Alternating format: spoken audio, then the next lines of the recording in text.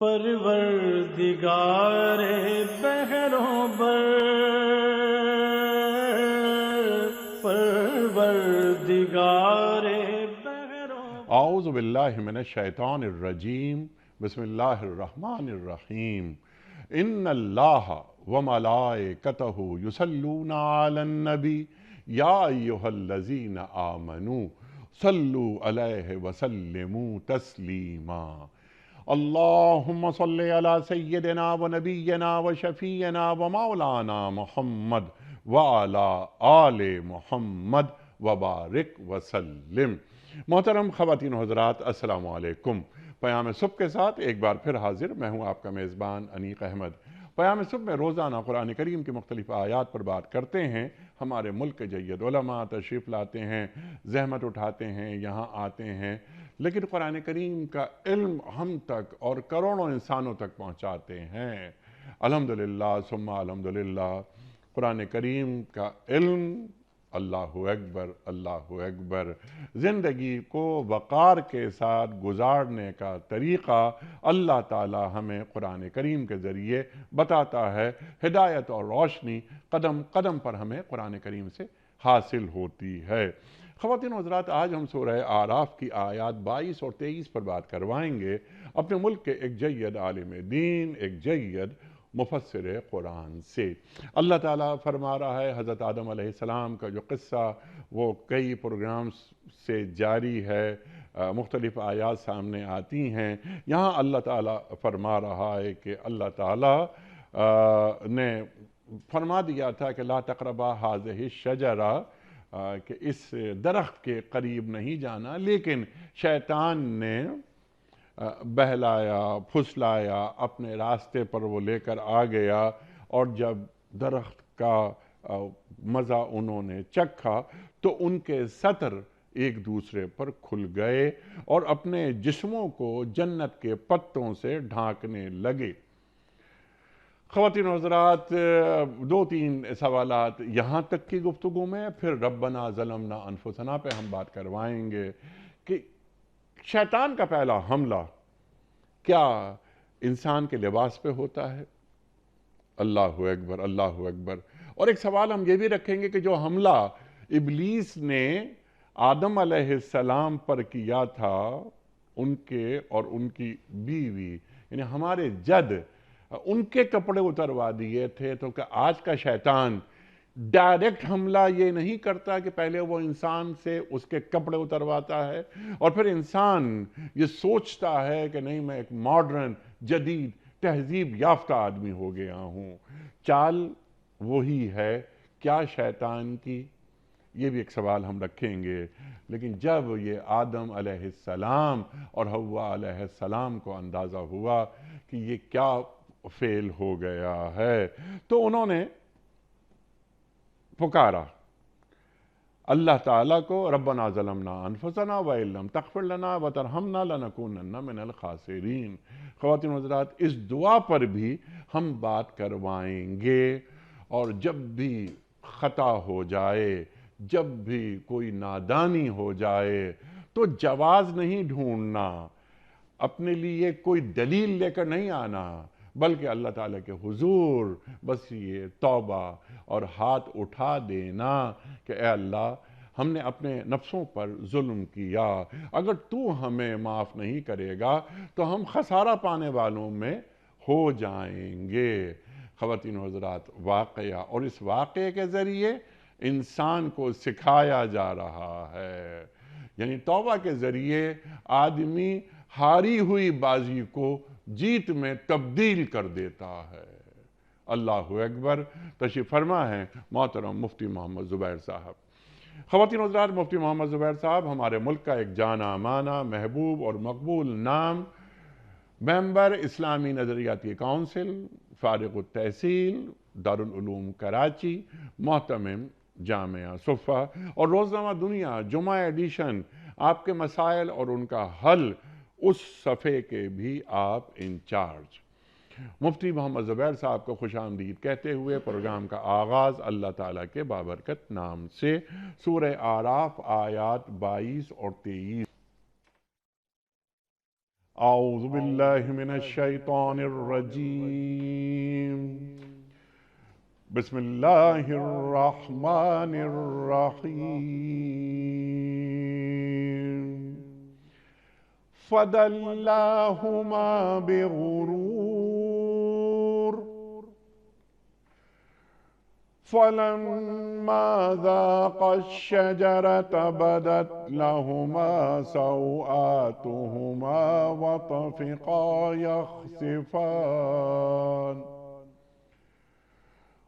وطفقا يخصفان عليهما من ورق الجنة وناداهما ربهما ألم أنهكما عن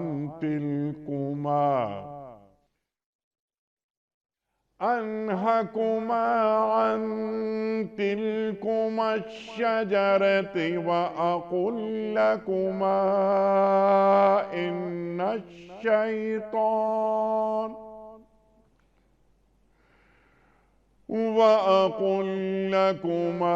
إن الشيطان لكما عدو مبين صدق اللہ العظیم۔ اس طرح دھوکہ دے کر وہ ان دونوں کو رفتہ رفتہ اپنے ڈھپ پر لے آیا۔ آخرکار جب انہوں نے اس درخت کا مزہ چکھا تو ان کے سطر ایک دوسرے کے سامنے کھل گئے اور وہ اپنے جسموں کو جنت کے پتوں سے ڈھانکنے لگے۔ تب ان کے رب نے انہیں پکارا، کیا میں نے تمہیں اس درخت سے نہ روکا تھا اور نہ کہا تھا کہ شیطان تمہارا کھلا دشمن ہے؟ دونوں بول اٹھے، اے رب، ہم نے اپنے اوپر ستم کیا، اب اگر تو نے ہم سے درگزر نہ فرمایا اور رحم نہ کیا تو یقیناً ہم تباہ ہو جائیں گے۔ اللہ اکبر۔ خواتین و حضرات، محترم مفتی محمد زبیر صاحب کی خدمت میں اس سے پہلے کہ ہم رکھیں آج کے پروگرام کے حوالے سے پہلا سوال، کل کے پوچھے گئے سوال کا درست جواب، آج کا سوال آپ کی خدمت میں۔ کل کا سوال ہمارا یہ تھا کہ کس پیغمبر کی قوم پر اونٹنی کو قتل کرنے کے نتیجے میں اللہ تعالیٰ کا عذاب نازل ہوا تھا؟ درست جواب حضرت صالح علیہ السلام کی قوم پر۔ آج کا سوال نوٹ فرما لیجئے، قرآن کریم میں حضرت ادریس علیہ السلام کا ذکر کتنی مرتبہ آیا ہے؟ 1 بار، 2 بار یا 5 بار؟ جو درست جواب آپ سمجھتے ہوں روانہ فرمائیے۔ ہمارے فون نمبرز ہیں 009221345270009۔ ہمارا دوسرا فون نمبر ہے 009221345000980۔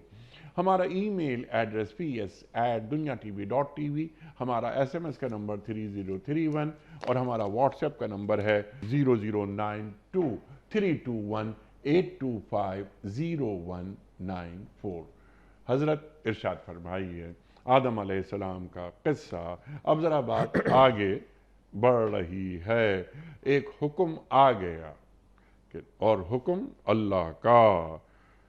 سننے والے آدم علیہ السلام، اللہ اکبر، کہ لا تقربا هذه الشجرہ، لیکن شیطان کے برغلانے کی وجہ سے آپ چلے جاتے ہیں، آپ دونوں، اور وہ پھل کون سا؟ ذرا اس جانب آپ ذرا وضاحت کیجئے گا، وغیرہ وغیرہ، ذرا اس کا جو پس منظر ہے ارشاد فرمائیے۔ بسم اللہ الرحمن الرحیم، نحمدہ ونصلی علی رسولہ الکریم، اما بعد۔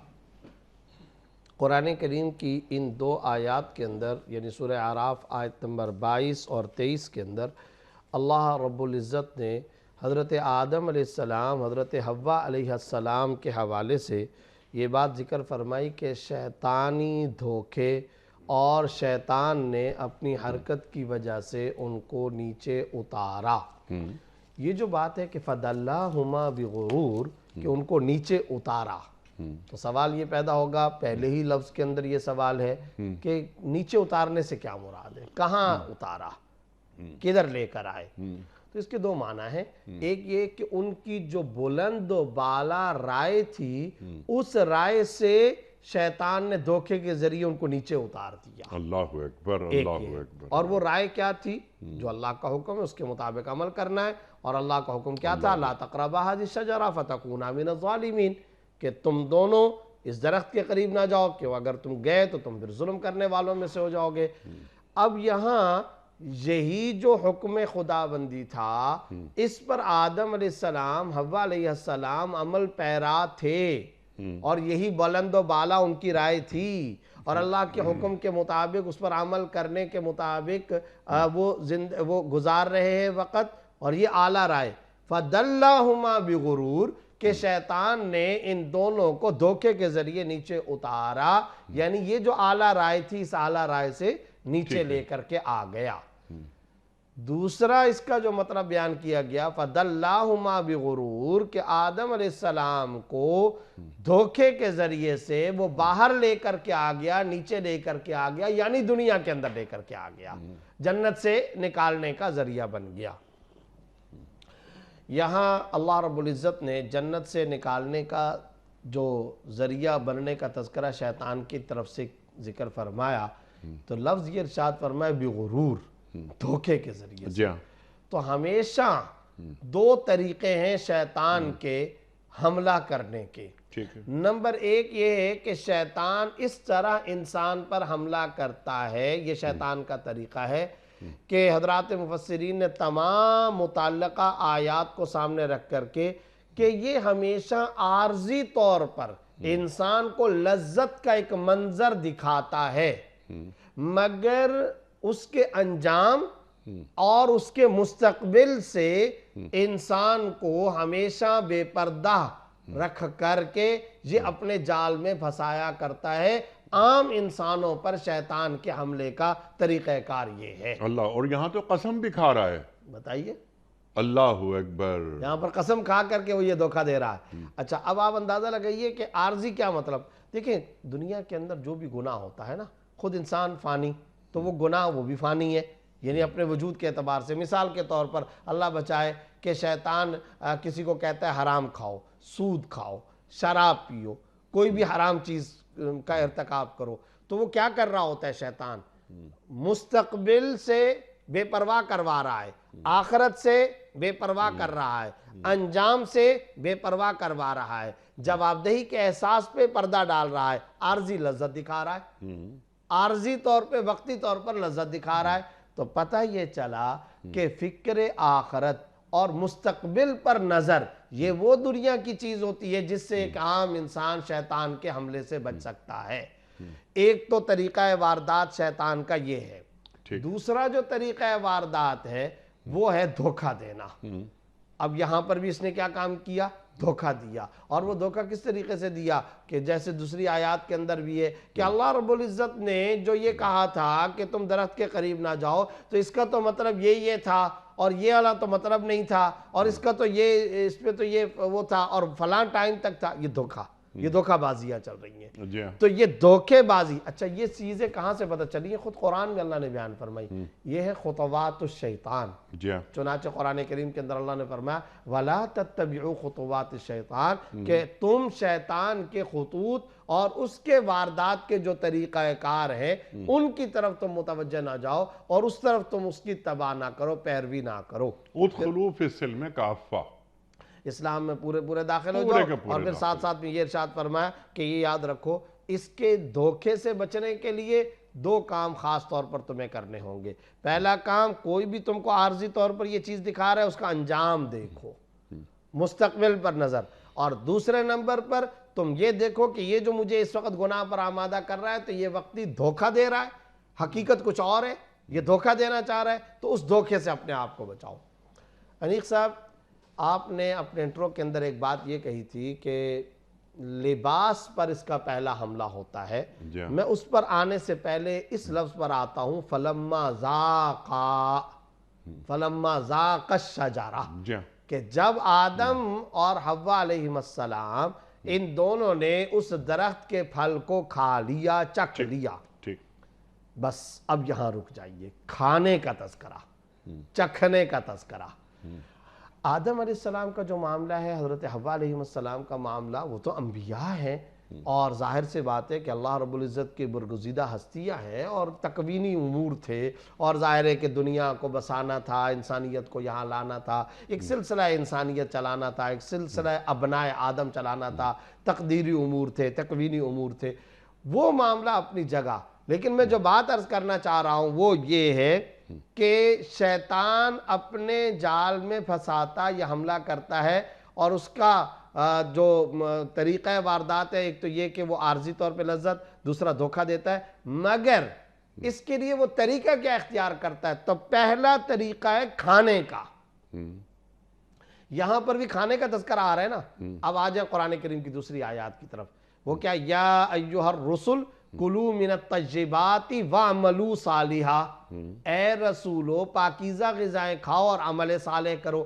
کھاؤ اور عمل، کھاؤ اچھی چیز اور صالح عمل کرو۔ پتہ چلا کہ کھانا اگر صحیح ہوگا عمل صالح نکلے گا۔ سبحان اللہ۔ ایک اور آیت، یا ایھا الناس کلوا مما فی الارض حلالا طیبا ولا تتبعوا خطوات الشیطان۔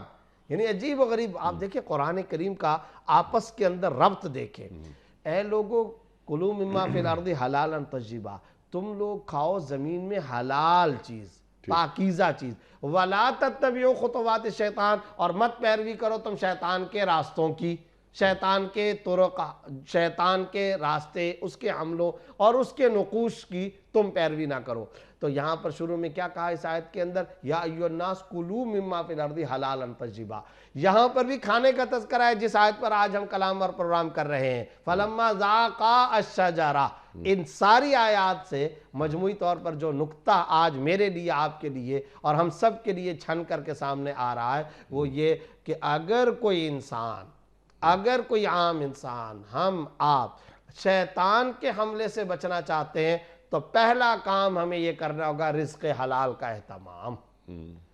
آج ہمارے ہاں کیا ہو رہا ہے؟ سماج میں جتنے گناہ، جتنی خرابیاں، جتنی نافرمانیاں، اور کتنے سارے لوگ ہیں اپنی اولادوں کے بارے میں شکایتیں کرتے پھرتے ہیں، بہو نہیں مانتی ہے، بیٹی نہیں مانتی ہے، بیٹا نہیں مانتا ہے، بیوی نہیں مانتی ہے، آل اولاد نہیں فرما بردار۔ یہ ہر باپ، ہر دوسرے باپ کی یہی شکایت ہے، ہر گھرانے کی یہ شکایت ہے۔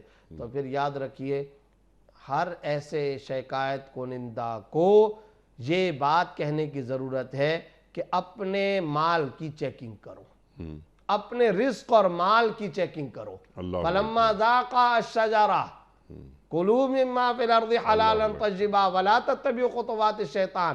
شیطان کے حملے کا قرآن میں جہاں تذکرہ آیا ہے پیچھے رزق کا تذکرہ آیا ہے، کھانے پینے کا تذکرہ آیا ہے، عمل صالح کا جہاں تذکرہ آیا ہے پیچھے اچھے اور پاکیزہ مال کو کھانے کا تذکرہ ہے۔ کلوا من الطیبات واعملوا صالحا، جیسا کھاؤ گے ویسے ہی جسم سے اعمال صادر ہوں گے۔ ہمارے ہاں بہت سارے ساتھی، بہت سارے لوگ جب اپنی اولادوں کی شکایت کرتے ہیں تو ہمارے استاد فرمایا کرتے تھے، بھائی پیچھے پائپ لائن میں خرابی ہے، پیچھے پائپ لائن میں خرابی ہے۔ اور کیا مطلب پائپ لائن میں خرابی ہے؟ بھائی جو تم رزق لے کر کے آ رہے ہو ذرا اس کا محاسبہ تو کرو، تجزیہ پیش کرو، سود کتنا ہے، حرام خوری کتنی ہے، رشوت کتنی ہے، جھوٹ کی کمائی کتنی ہے، اوپر کی کمائی جس کو کہا جاتا ہے ہماری سوسائٹی میں وہ کتنی ہے۔ پھر اگر تم کو کوئی ظاہری طور پر حلال بھی لگ رہا ہے نا، وہ بھی حلال نہیں ہے، اس کے اندر بھی بہت ساری حرام چیزیں شامل ہیں۔ مثال کے طور پر ایک آدمی ہے، وہ یہ کہتا ہے میرا تو کام حلال ہے، اس کی وجہ یہ کہ میں تو ایک فیکٹری میں مزدوری کرتا ہوں، میں تو محنت کرتا ہوں، تو میرا تو پورا کا پورا پیسہ حلال ہوگا۔ نہیں ہوتا، اس کے اندر بھی حلال سارے کا سارا۔ کیوں؟ تمہاری ڈیوٹی ٹائم تھی 8 بجے اور تمہاری چھٹی کا ٹائم تھا 5 بجے، تم گئے ہو 8:30 بجے، بجائے 5 بجے کے تم 4 بجے نکلے ہو۔ یہ جو 2 گھنٹے، یہ جو 1.5 گھنٹہ تم کو اجرت اس کے بھی اگینسٹ کے اندر ملی ہے، اس کو دنیا کا کون سا مفتی حلال کہہ سکتا ہے بھائی؟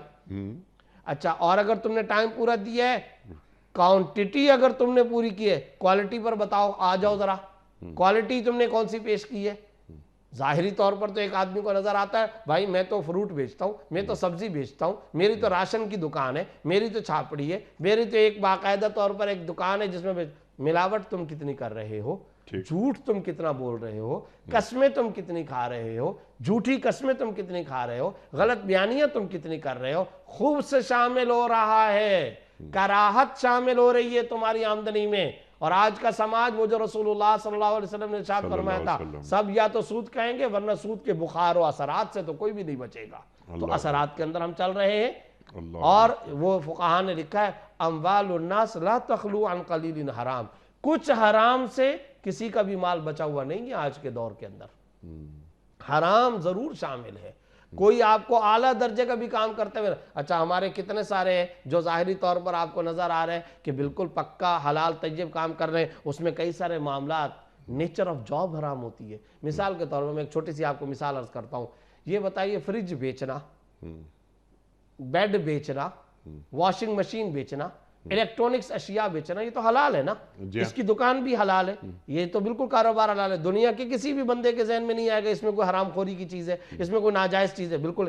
لیکن ہمارے بے شمار بلکہ کہنا چاہیے 70 سے 80% قسطوں پہ کاروبار کرنے والے خلاف شریعت شرطیں لگاتے ہیں. اور وہ شرط کیا ہے؟ مثال کے طور پر ایک چھوٹی سی بات آپ سے عرض کر دیتا ہوں. حلال مال کو, حلال بزنس کو, حلال تجارت کو, حلال کاروبار کو حرام بنا لیتے ہیں غلط قسم کی شرط لگا کر. بھائی میں نے یہ فریج بیچا, میں نے یہ الیکٹرونکس کی یہ اشیاء آئٹم بیچی, میں نے یہ واشنگ مشین بیچی, اس کی قیمت ہے 30,000 روپیہ, اور اگر تم ادھار کے اندر خریدو گے تو اس کی قیمت ہے 40,000 روپیہ. جائز ہے, کوئی مسئلہ نہیں. لیکن اگر تم نے کبھی قسط شارٹ کی, ڈیلے کیا, تاخیر کی, ٹال مٹول سے کام لیا, تو پھر اب میں 40,000 روپے نہیں لوں گا, اب پینلٹی لگے گی, اضافی رقم وصول کروں گا, جرمانہ وصول کروں گا, اب یہ 50,000 روپے کی. اس کا نتیجہ کیا ہوتا ہے؟ وہ پوری کی پوری آمدنی حرام ہو جاتی ہے, سودی آمدنی ہو جاتی ہے. اب یہ بتائیں مارکیٹ میں کسی کے دماغ کے اندر ہی یہ بات نہیں ہے کہ بھئی یہ کام حرام کر رہا ہے جبکہ وہ حرام کام ہے. ٹیکسٹائل کے اندر دیکھ لیں آپ, یعنی کسی بھی, اچھا سرکاری ملازمین بتائیے, آپ سرکاری ملازمین کا آپ مجھے بتا دیں. ہم بات کرتے ہیں تو پھر فتویٰ لگتا ہے, تنگ نظر ہوتے ہیں مولوی صاحبان, مفتی صاحبان سختی کر. کوئی سختی کی بات نہیں ہے. ہمارے PIA میں, ریلوے میں, صحت میں, ایجوکیشن میں, ہماری عدالتوں میں, ہمارے محکموں میں, سرکاری تمام آرگنائزیشنز کے اندر, اداروں کے اندر مجھے بتائیے کوالٹی اور کوانٹٹی کے اعتبار سے کام کی صورتحال کیا ہے؟ اور ہم ڈیوٹی ٹائمنگ کا کہاں خیال کرتے ہیں؟ اور جس طریقے سے ہم کو کام, رشوت کا بازار گرم ہے. ایسے نہیں آج ہمارے معاشی حالات تباہی کی طرف آ رہے ہیں, اور ایسے نہیں ہمارے ہاں فسادات اور گناہ اور یہ جو نافرمانیاں اور یہ جو رشتے ناطے پامال ہو رہے ہیں. تو بار بار میں اس نقطے کی طرف عرض کرنا چاہتا ہوں, لباس والا معاملہ بعد میں ہے. فَلَمَّا ذَاقَا الشَّجَرَةَ, یہ جو لفظ آیا اور پھر یہ جو خطوات شیطان کے دوسری آیات میں آ رہے ہیں, تو پتہ چلا آج یہ بات ہمیں کوٹ کوٹ کر کے اپنے دل دماغ کے اندر رچا بسا لینی چاہیے. ہماری روزی کس طرح کی ہے, ہمارا رزق کس طرح کا ہے, ہمارا مال کس طرح کا ہے, اس کا تجزیہ کریں, اس کا محاسبہ کریں, اس کا مراقبہ کریں. جھوٹا موٹا پہن لیں, تھوڑا کھا لیں, تھوڑا نبھاؤ اختیار کر لیں, مگر خدا را حلال اور طیب ہونا چاہیے, پاکیزہ ہونا چاہیے, لقمہ حلال کا ہونا چاہیے. ہمارے ہاں بہت سارے لوگ کہتے ہیں ہماری دعائیں قبول نہیں ہوتی ہیں, تو نہیں ہوتی ہیں قبول, نہیں ہوگی قبول. خود واضح طور پر سیاہ ستہ کے اندر حدیث موجود ہے, مطعمہ حرام, ملبسہ حرام, مشربہ حرام, قد غذی جسدہ بالحرام فانا یستجاب لہ فی الدعاء. کھانے کا لقمہ حرام کا, لباس حرام کا, پینا حرام کا, اور اس کے جسم میں حرام کا خون گردش کرتا ہے. فانا یستجاب لہ فی الدعاء. آپ صلی اللہ علیہ وسلم نے فرمایا اس کی دعا کیسے قبول ہو سکتی ہے؟ تو آج جو ہماری شکایت اور شکوہ ہے, ہماری دعائیں قبول نہیں ہوتی, اولاد نافرمان ہے, ماتحت ہماری بات نہیں سنتے, ہر بندہ دوسرے کو کاٹ کھانے کو دوڑ رہا ہے, تو یہ دراصل ہمارے پیٹوں میں جو رزق جا رہا ہے ہمیں اس کا جائزہ لینے کی ضرورت ہے. اور اس سے بھی آگے بڑھ کر کے میں یہ عرض کرتا ہوں, صرف یہ نہیں ہے نافرمانی کی حد تک, آخرت کا جو گناہ ہے وہ تو اپنی جگہ پر, ساتھ ہی ساتھ اس کی وجہ سے ہمیں احادیث سے پتہ چلتا ہے طرح طرح کی موذی بیماریاں بھی لگتی ہیں, مہلک بیماریاں بھی لگتی ہیں. عجیب بات ہے, آج پورے سماج کے اندر فلاں کو یہ ہو گیا, فلاں کو یہ ہو گیا, نہ کوئی کہتا ہے نہ یہ سننے کے لیے کوئی تیار ہے. ٹھیک ہے بھائی, اتنی ساری بیماریاں تو عام ہو گئی ہیں, طرح طرح کے امراض نوجوانوں کو بھی لگ رہے ہیں, سب کچھ ہے, مگر کبھی اس طرف بھی ہم آئیں گے کہ ہماری روزی کس طرح کی ہے؟ کبھی ہم اس کا بھی جائزہ لیں گے. آج ہمارے معاشرے میں بیویاں جتنی بھی ہیں, سارے کے سارے سماج کے اندر وہ شوہر سے کس بات کا مطالبہ کرتی ہیں؟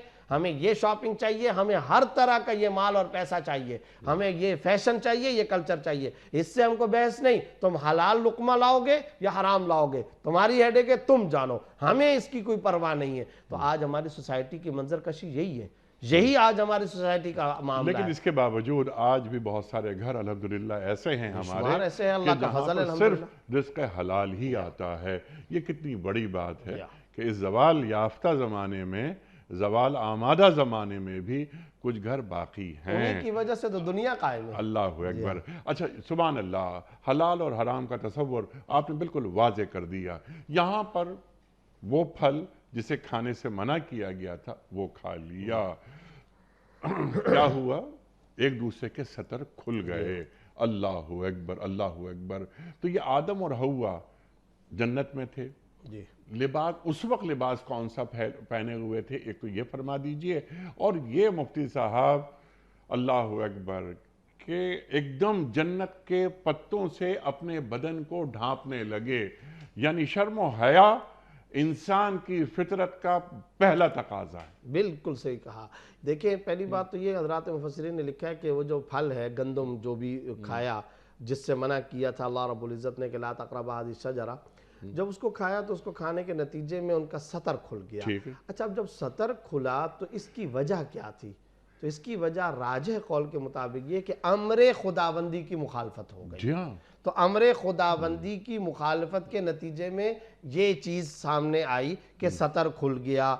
فوری بات کیا ہوا کہ جنت کے جو پتے تھے، درختوں کے پتے، ان پتوں کو لے کر طافقا یخصفان علیہما من ورق الجنہ، جنت کے پتوں سے وہ جوڑنے لگے اپنے بدن کے اوپر پتے رکھ رکھ کر کے، کہ ایک پتہ رکھا پھر اس کے ساتھ دوسرا رکھا پھر تیسرا رکھا پھر چوتھا رکھا، تاکہ اس طریقے سے سطر ڈھک جائے اور سطر چھپ جائے۔ یہ جو بات ہے یہ اہم ترین بات، ایک تو آپ نے انٹرو کی طرف اشارہ کیا تھا کہ شیطان کا حملہ انسان کے لباس پر ہوتا ہے۔ جی ہاں۔ میں نے پہلے بتا دیا کہ یہ جو حضرت آدم علیہ السلام کا حوا علیہ السلام کا جو قصہ ہے، اس سے ہمیں یہ سارے سبق تو لینے ہیں، قرآن کریم کے احکام ہیں، ہم کو یہ حاصل کرنا ہے، مگر یہ تو معاملہ تکوین کا تھا، تقدیر کا تھا، اللہ نے ایک سلسلہ چلانا تھا۔ لیکن ہمیں جس بات کی طرف آنا چاہیے وہ یہ کہ آج ہمارا ایک بہت بڑا طبقہ کیا کہتا ہے، ارے جی یہ لباس یہ تو مولویانہ باتیں، یہ تو صرف اور صرف مفتیانہ باتیں، مولویوں کی سختیاں، ورنہ تقویٰ تو یہاں ہے۔ وہ کہتے ہیں نا تقویٰ تو یہاں ہے، اور پھر ساتھ ساتھ میں کیا کہتے ہیں، ارے بھائی حیا تو آنکھ میں ہونی چاہیے، شرم تو نگاہ کے اندر ہونی چاہیے۔ اچھا معاملہ یہ جس طرح کا لباس بھی پہنا جائے اور جو لباس بھی پہنا جائے وہ پابندی اگر اسلام لگاتا ہے تو ہم اس پابندی کو قبول کرنے کے لیے تیار نہیں، مگر اسی پابندی کو قبول نہ کرنے کے نتیجے میں جب سماج کے اندر فساد برپا ہوتا ہے اس پر ہم سارے شور کرتے ہیں، اور اس کے اوپر سارے کے سارے شور۔ مثال کے طور پر ایک خاتون ہے، اب اس خاتون نے فرض کرے لباس صحیح نہیں پہنا، ہم حقیر سمجھنے کی بات نہیں کر رہے، ہم یہ بات کہہ رہے ہیں اس نے نبوی تعلیمات کو پامال کیا ہے۔ کیوں یہ فلسفہ ہمارے کچھ لبرل اور سیکولر دوست لے کر کے آ جاتے ہیں کہ یہ کہہ رہے ہیں مردوں کو فضیلت و فوقیت دے رہے ہیں، عورتوں کو کمتر سمجھا جائے؟ یہ بات نہیں ہے، سوال یہ پیدا ہوتا ہے مرد کرے یا عورت کرے، جو حرام کام کرے گا وہ حرام ہے۔ قرآن کریم دونوں کو حکم دے قُل لِّلْمُؤْمِنِينَ يَغُضُّوا مِنْ أَبْصَارِهِمْ، مومنوں کو کہہ دیں، مردوں کو کہہ دیں اپنی نگاہیں پست رکھیں، اور ادھر کیا عورتوں کا قُل لِّلْمُؤْمِنَاتِ يَغْضُضْنَ مِنْ أَبْصَارِهِنَّ، اور پہلے مردوں کو کہا جا رہا مردوں کو کہا جا رہا ہے، عورتوں کو بعد میں کہا جا رہا ہے۔ اچھا اب معاملہ کیا ہے، پھر وہاں پر بھی کیا ہوا، لباس کا حکم کیسے دیا اللہ نے، وَلَا يُبْدِينَ زِينَتَهُنَّ، اپنے مقام زینت کو ظاہر نہ کریں، اور کیا کہا جا رہا ہے، یا ایھا النبی قل لأزواجک وبناتک ونساء المؤمنین یدنین علیہن من جلابیبہن۔ لباس کی اہمیت نہیں تھی تو اللہ تعالیٰ لباس کو کیوں بیان فرما رہے، لباس کے کپڑوں کو کیوں بیان فرما رہے؟ اللہ اکبر۔ اے محمد صلی اللہ علیہ وسلم، اے نبی صلی اللہ علیہ وسلم، آپ اپنی ازواج مطہرات کو جو ہماری مائیں ہیں، آپ اپنی صاحبزادیوں کو، دنیا میں کوئی خواتین ان جیسا نہیں ہو سکتا، اور مومنوں کی عورتوں کو ہمارے کچھ حضرات یہ بھی کہتے ہیں، کچھ سو کال دانشور وہ کہتے ہیں یہ جناب تو اس زمانے میں تھا اور وہ باندی کا تصور تھا، اور ان کے وَنِسَاءِ الْمُؤْمِنِينَ، مومنین کی عورتیں، مسلمانوں کی عورتوں کو، ساری عورتوں کو یہ باقاعدہ حکم دیا جا رہا ہے یدنین علیہن من جلابیبہن، کہ وہ اپنے اوپر جلباب اوڑھ لیا کریں، حجاب، عبایا، موٹی چادر، نقاب، یہ سارے الفاظ خود قرآن کریم بیان کر رہا ہے۔ اگر لباس کی اہمیت نہیں تھی تو قرآن یہ کیوں بیان کر رہا ہے؟ مقام زینت کو ظاہر کرنے نہ کرنے پر کیوں؟ یعنی آپ اندازہ لگائیے دیور کا تذکرہ، صحیح ہے، حرام رشتوں کا تذکرہ قرآن جہاں کرتا ہے وہاں کپڑوں کا بھی تذکرہ اللہ رب العزت کر رہا ہے۔ اللہ بندوں کو بندوں سے زیادہ جانتا ہے، تو اگر یہ اٹریکشن نہیں ہوتا، اگر لباس کی وجہ سے کوئی خرابی نہیں پیدا ہوتی، تو پھر خالق کائنات یہ احکام کیوں بیان فرما رہے ہیں؟ اور حدیث کے اندر کیوں آ رہا ہے رب کاسیات عاریات؟ قیامت کی علامتیں، بہت ساری کپڑے پہنے بھی عورتیں ہوں گی مگر وہ ننگی ہوں گی۔ وہ کیوں؟ پتلا کپڑا، باریک کپڑا انہوں نے پہنا ہوا ہوگا۔ تو احادیث میں جگہ جگہ لباس کا تذکرہ ہے، قرآن کریم کے اندر اس کا بار بار تذکرہ آ رہا ہے، تو پتہ یہ چلا کہ ہمیں اپنا لباس معتدل اچھا رکھنا ہے۔ ہاں، اسلام کی اس سلسلے میں کوئی سختی نہیں ہے کہ آپ اپنے قومی ملکی نیشنل ڈریس کوڈ اگر آپ اس کو اختیار کرتے ہو تو شریعت میں اس کی کوئی ممانعت نہیں ہے۔ مثال کے طور پر کوئی اگر آستین چھوٹی رکھتا ہے اور کوئی آستین کو ذرا بڑا کر لیتا ہے، کوئی اگر کپڑے کو دامن کو گول کر لیتا ہے اور کوئی اپنے دامن کو اس طرح چوڑا مربع شکل میں، اس پہ اسلام کی کوئی سختی نہیں ہے۔ کوئی مخصوص لباس کی حیت دین بیان نہیں کرتا، اصول دے دیتا ہے، اصول دے دیتا ہے کہ سطر چھپا ہوا ہونا چاہیے اور اس کی موٹائی ایسی ہونی چاہیے، بس یہ ہے۔ اس کے علاوہ کوئی شرعی طور پر اس طرح کی پابندیاں نہیں ہیں۔ قل من حرم زینت اللہ التی اخرج العباد والطیبات من الرزق، آپ کہہ دیجئے کون ہے جو اللہ تعالیٰ کی حرام کی ہوئی چیزوں کو حلال قرار دے، یا اللہ نے جو انسانوں کے لیے زیب و زینت کے جو اسباب پیدا کیے ان کو کون دنیا میں حرام قرار دے سکتا ہے؟ کوئی نہیں حرام قرار دے سکتا۔ بہرحال اس نکتے کی طرف آنا چاہیے کہ لباس اتروانا اور لباس کے اوپر یہ حملہ، یہ شیطانی حملہ ہوتا ہے، اور انسان کو اپنا لباس اچھا صحیح درست رکھنا چاہیے۔ آج ہمارے ہاں مغرب کے اندر، یورپ کے اندر کیا معاملہ ہے، خواتین نے اپنے آپ کو خود بھی اور سازشوں کے ذریعے بھی جب ان کو بے لباس کیا گیا، فیملی سسٹم تباہ ہو گیا۔ کسی اسکالر نے بڑی زبردست بات کہی، انہوں نے کہا حملہ شروع ہوا تھا لباس سے، اثر یہاں تک پہنچا کہ خاندان تباہ ہو گئے۔ لباس سے حملہ شروع ہوا تھا، انگ انگ کو واضح کیا گیا، جسم کی رگ رگ کو واضح کیا گیا، وہاں سے حملے شروع ہوئے تھے۔ فیملی سسٹم یورپ کے اندر، مغرب کے اندر تباہ و برباد ہوتے چلے گئے، تو کہاں سے کہاں تک اثرات جاتے ہیں۔ اچھا، ہمارے ہاں ایک اور ریت یہ چلی ہوئی ہے، لباس کیسا ہی ہو، ہر ایک کو پہننے کی مکمل آزادی ہونی چاہیے، جو ہماری جدید نفسیات چل رہی ہے۔ پھر وہ عورت جس طرح کی بھی لوگوں کو دعوتیں بازار و مارکیٹ و شاپنگ سینٹر میں دیتی پھرے، وہ بھی مکمل آزادی ہونی چاہیے، اور وہ جس طرح کا بھی انداز اختیار کرے وہ بھی مکمل، چلنے پھرنے، اٹھنے بیٹھنے، وضع، قطع، لباس، تصویر، شکل، ویڈیو، فوٹو، یہ سب اجازت ہونی چاہیے۔ مگر اس عورت کو اگر کبھی کسی نے پھر کچھ کہہ دیا تو ہراسمنٹ کے نام پر اب معاملہ یہ کہ ہم شور کریں گے۔ گویا ہماری مثال کیا ہے، سوختہ ہم جمع کرتے ہیں، لکڑیاں ہم جمع کرتے ہیں، ایندھن ہم جمع کرتے ہیں، پیٹرول ہم اپنے ہاتھوں سے ڈالتے ہیں، جب وہ آگ بھڑک کر اس کے شعلے آسمان میں پہنچے اب ہم شور کرنے لگ جاتے ہیں۔ قرآن کریم کا طریقہ یہ نہیں ہے، وہ سد ذرائع کرتا ہے، وہ ذریعے کو منع کرتا ہے۔ اسی لیے نگاہوں سے معاملے کو شروع کیا گیا، لباس کو زیر بحث لایا گیا، اور آنکھوں سے بات کو، اور آواز وَلَا تَخْضَعْنَ بِالْقَوْلِ، لوچدار انداز میں لہک کے طرز و ترنم کے ساتھ بات نہ کرے، اسٹرینجر مین کے ساتھ وَقُلْنَ قَوْلًا مَعْرُوفًا، اکھڑ مزاجی کے ساتھ خاتون کو چاہیے کہ ایک مرد سے بات کرے۔ تو یہ جو لباس کے ساتھ تاکہ مرد کے ذہن میں کوئی غلط فہمی پیدا نہ ہو، وَيَطْمَعَ الَّذِي فِي قَلْبِهِ مَرَضٌ وَقُلْنَ قَوْلًا مَعْرُوفًا، کہ مرد کے ذہن میں کسی قسم کی غلط فہمی پیدا نہ ہو۔ تو جو قرآن ساؤنڈ کو بھی بیان کرتا ہو، جو قرآن آواز کے اتار چڑھاؤ کو بھی بیان کرتا ہو، جو قرآن لباس کو بھی بیان کرتا ہو، ہم کہیں یہ ساری چیزیں ہم مکمل آزادی کے ساتھ استعمال استعمال کرتے رہے، اور پھر اگر کوئی چھیڑ دے، پھر اگر کوئی غلط کام ہو جائے، پھر ہم شور شرابہ کرنے لگ جائیں. یہ قرآن کا حکیمانہ اسلوب نہیں ہے. اسلوب یہی ہے کہ سد ذرائع ہوں، جو چیزیں ممنوع اور حرام اور ناجائز ہیں اور انتظامی طور پر جن کو شریعت نے ناجائز اور ممنوع قرار دیا، ان کی ممانعت پر ہمیں عمل کرنا چاہیے. سبحان اللہ سبحان اللہ سبحان اللہ. سد ذرائع، سبحان اللہ سبحان اللہ. ایسا امکان ہی پیدا نہ ہو کہ اس قسم کا کوئی عمل واقعہ بنے. اور یہ وضاحت بھی ساتھ میں کر دو انیق صاحب آپ کی اجازت سے، یہ جتنے احکام ہیں یہ اگر خواتین کے لیے ہیں، بیعینی اسی جیسے احکام مردوں کے لیے بھی ہیں. سبحان اللہ. اس سے زیادہ احکام ہیں. یہ جو غض بصر کی آپ نے بات فرمائی، بالکل ایسے پہلے مردوں کو کہا جا رہا ہے، اس کے بعد عورتوں کو کہا جا رہا ہے. اور آپ نے یہ بات بالکل واضح کر دی کہ یہ جو احکام قرآن کریم میں موجود ہیں یہ قیامت تک کے لیے ہیں، یہ نہیں کہ اسی دور تک کے لیے ہیں. خدا نہ خواستہ اگر یہ بات مان لی جائے تو پھر قرآن کریم محض ایک ٹیکسٹ بک بن کے رہ جاتا ہے.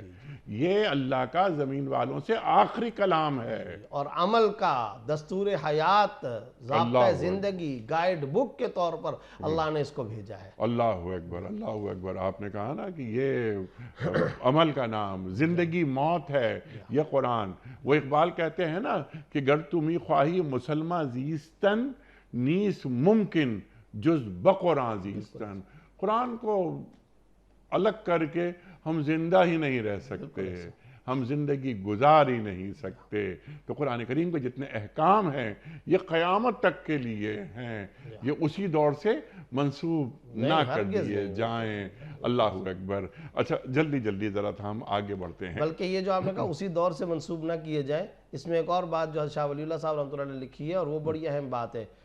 وہ دور خیر القرون کا تھا، سبحان اللہ. عہد رسالت کا زمانہ، پاکیزگی کا دور. جی. اگر یہ احکام اس دور کے لیے تھے تو آج کے دور کے لیے یہ احکام بطریق اولا نافذ العمل اور واجب التعمیل ہوں گے. اللہ اکبر. یہ بطریق اولویت والا حکم آج زیادہ طریقے سے نافذ اور لاگو ہوگا. جی ان کی شدت میں اضافہ ہو گیا کیونکہ معاشرے پاکیزہ رکھے جائیں. یہ دین کا تقاضا ہے. فرد پاکیزہ ہو، معاشرہ پاکیزہ ہو، ریاست پاکیزہ ہو، امت پاکیزہ ہو، انسانیت پاکیزہ ہو. یہ دین کا تقاضا ہے. اللہ اکبر. اب یہ اللہ تعالیٰ یہاں فرما رہا ہے. اب یہ رب نے پکارا، اللہ تعالیٰ بیان فرما رہا ہے. رب نے پکارا تو اللہ تعالیٰ بیان فرما رہا ہے، یا اللہ تعالیٰ کی جانب سے کوئی فرشتہ بیان فرما رہا ہے کہ کیا میں نے تمہیں نہیں روکا تھا اس درخت کے پاس جانے سے، اور میں نے یہ نہیں کہا تھا کیا کہ شیطان تمہارا کھلا دشمن ہے. اللہ اکبر اللہ اکبر. اب ذرا اس میں کچھ باتوں کا اضافہ کرنا چاہ رہا ہوں سوال سے پہلے. شیطان تو کھلا دشمن ہے کہ میں نے تمہیں یعنی انسان کو اپنے دونوں ہاتھوں سے بنایا. اللہ قرآن میں فرما رہا ہے وہ احسن تقویم. اللہ اکبر.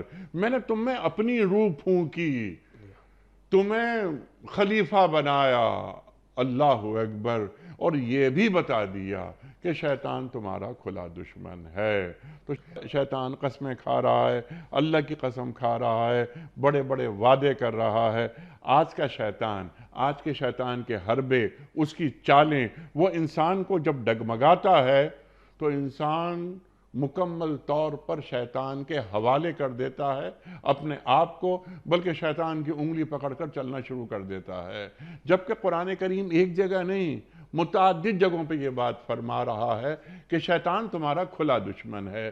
تو ہم شیطان کی چالوں میں اتنی آسانی سے آ کیسے جاتے ہیں؟ دیکھیں اصل بات یہ کہ یہ جو فَضَلَّاهُمَا بِغُرُورٍ شروع میں کہا تھا، تو اس سلسلے میں جیسا کہ میں نے عرض کیا تھا کہ ایک تو عارضی لذت، وقتی جو اس کا معاملہ ہے، یہ جو دھوکے والا معاملہ ہے، اس پر قرآن کریم یہ زور دیتا ہے. چنانچہ غور کرنا چاہیے نا کہ ایمان بالغیب، فکر آخرت اور بار بار آخرت کا تذکرہ اور تمہارے عمل کا محاسبہ بعد میں ہوگا. اب کری سوچ، بعد کی سوچ، عمل کے بدلے میں جزا اور سزا کا تصور، یہ وہ چیز ہے جو انسان کو دھوکے سے بچا سکتا ہے. اور دوسری بات جیسا کہ آپ نے کہا نا، یہ جو آیت کا یہ والا حصہ ہے، فَنَادَاهُمَا رَبُّهُمَا أَلَمْ أَنْهَكُمَا عَنْ تِلْكُمَا الشَّجَرَةِ، ان دونوں کو رب نے پکارا، کیا میں نے منع نہیں کیا تھا تم کو اس درخت کے قریب جانے سے، اور میں نے تم کو روکا نہیں تھا، اور پھر کیا ہے کہ میں نے یہ کہا تھا تم کو کہ تم دونوں کا یہ کھلا دشمن ہے شیطان۔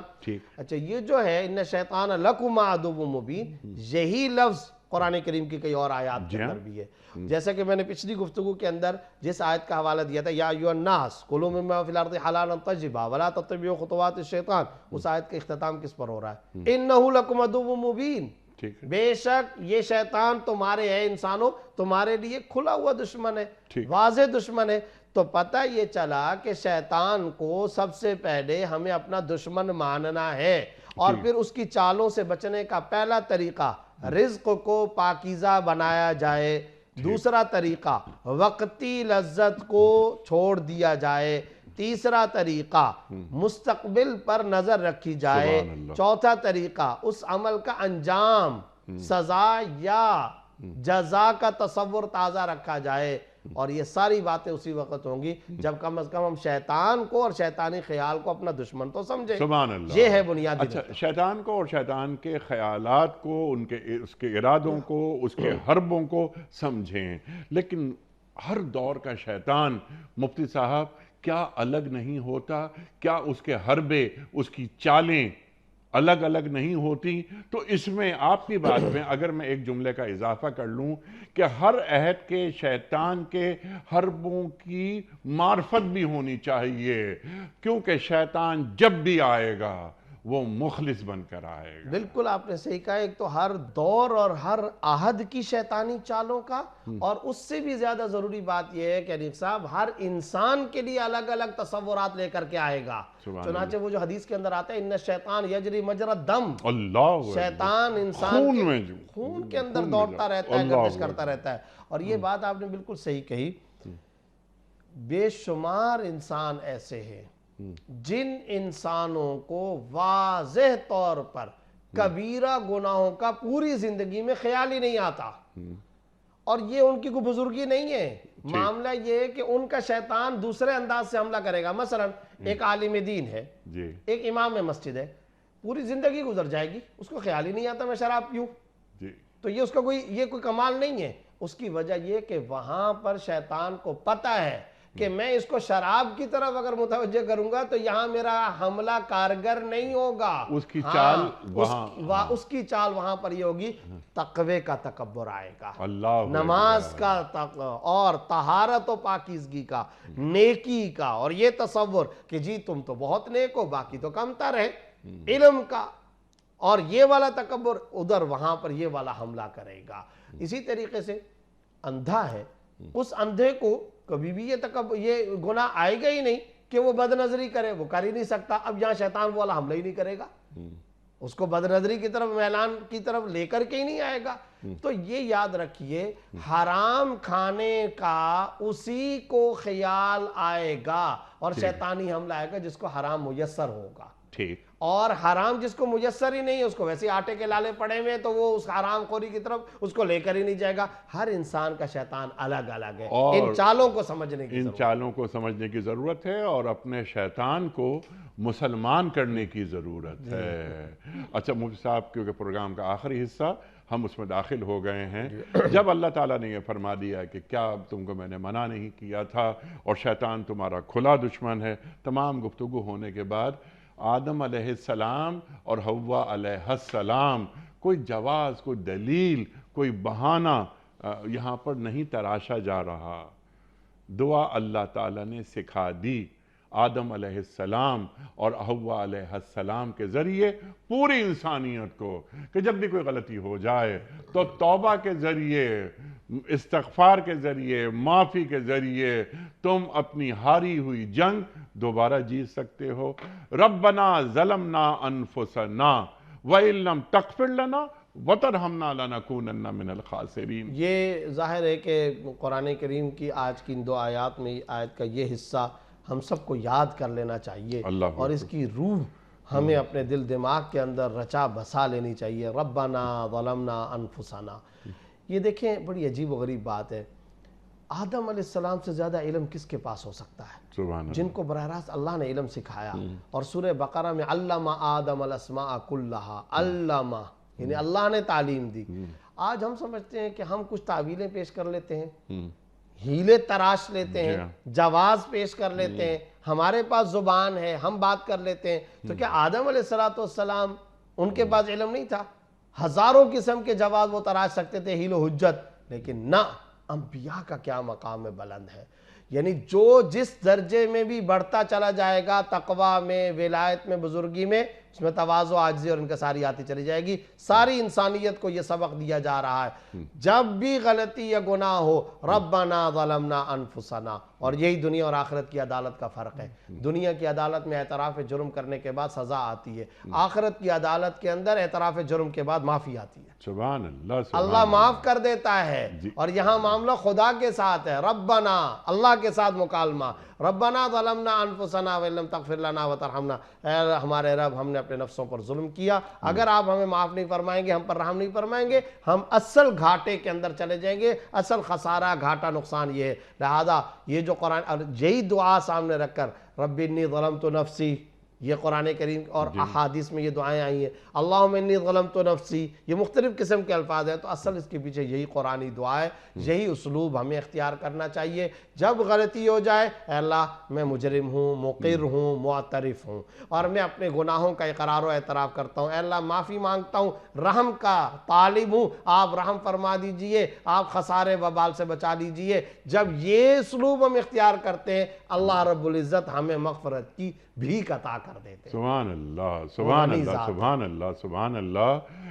ربنا ظلمنا انفسنا وان لم تغفر لنا. یہاں پر بات ہو رہی ہے کہ ہم نے اپنے اوپر ظلم کیا. رب انی ظلمت نفسی فاغفر لی فغفر لہ. موسیٰ علیہ السلام. اللہ اکبر. تو جب بھی اللہ تعالیٰ کی اطاعت سے بندہ منہ موڑتا ہے تو وہ سب سے پہلے اپنے اوپر ظلم کرتا ہے. بالکل ایسے.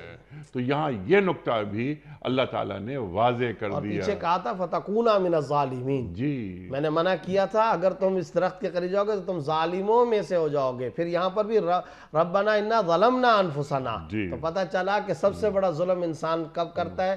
جب خدا کے احکام کی نافرمانی کرتا ہے. جب خدا کے احکام کی نافرمانی ہوتی. اور یہ ظلم اپنے آپ سے ہو رہا ہے سب سے پہلے. اللہ اکبر.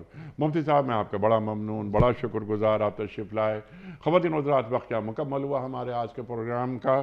بہت ساری گفتگو ان آیات کے ذیل میں مزید ہو سکتی ہے، لیکن مفتی محمد زبیر صاحب نے تمام اہم جو نکات ہیں ان کا احاطہ کیا بڑی خوبصورتی کے ساتھ، اور ایک ایک بات ہم تک پہنچا دی.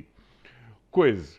کل کا سوال ہمارا یہ تھا کہ کس پیغمبر کی قوم پر اونٹنی کو قتل کرنے کے نتیجے میں اللہ تعالیٰ کا عذاب نازل ہوا تھا؟ درست جواب حضرت صالح علیہ السلام کی قوم پر. آج کا سوال نوٹ فرما لیجئے. قرآن کریم میں حضرت ادریس علیہ السلام کا ذکر کتنی مرتبہ آیا ہے؟ 1 بار، 2 بار یا 5 بار؟ جو درست جواب آپ سمجھتے ہوں روانہ فرمائیے. ہمارے فون نمبرز ہیں 0092213452709. ہمارا دوسرا فون نمبر ہے 0092213430090. ہمارا ای میل ایڈریس ps@dunyatv.tv.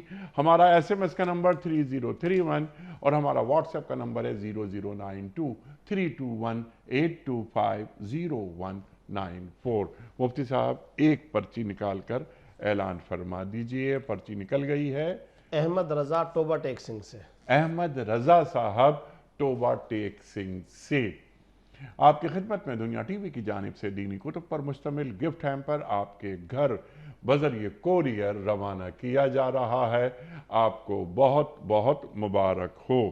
پیام صبح کا اختتام ہوتا ہے روزانہ ایک قول پر، اور وہ قول ہوتا ہے صاحب نہج البلاغہ امیر المومنین حضرت علی مرتضیٰ کرم اللہ وجہہ کا. آپ فرماتے ہیں انصاف کا دن ظالم کے لیے مظلوم پر ستم کے دن سے زیادہ سخت ہوگا. انصاف کا دن ظالم کے لیے مظلوم پر ستم کے دن سے زیادہ سخت ہوگا۔ اللہ اکبر۔ اپنے میزبان انیق احمد کو کل تک کے لیے اجازت دیجیے۔ خدا حافظ۔ پروردگار